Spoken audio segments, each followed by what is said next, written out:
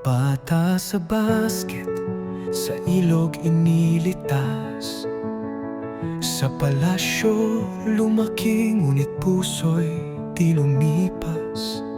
Sa lupaing banyaga, siya'y nagtago't naghintay. Sa gitna ng disyerto, may tinig na tumawag sa apoy.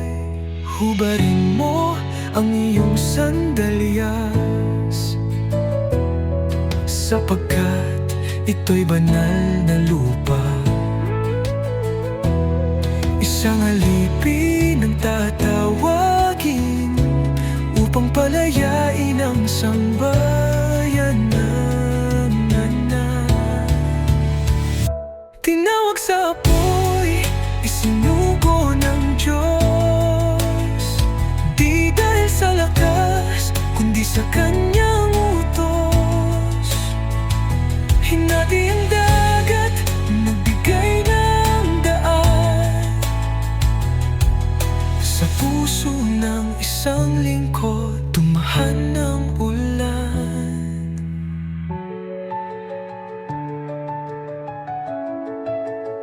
Sa mga salot, dalay hustisya at habag.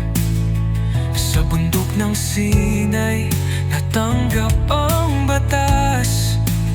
Sa bawat daing ng bayan, siya'y nanalangin. Sa presensya ng Diyos, siya'y laging lalapit. Hindi siya perpekto, minsan rin nadapa, ngunit sa gitna ng pag-aalinlangan, ang Diyos ay tapat, ang Diyos ay sapat.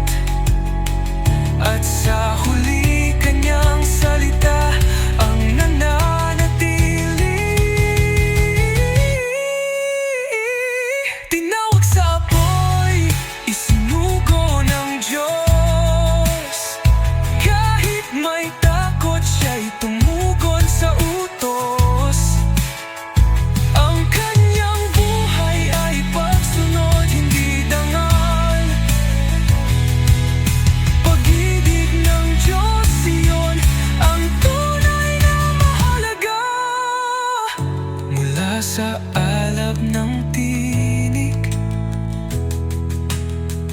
hanggang sa bundok ng pangako, ang lingkod ay pumana.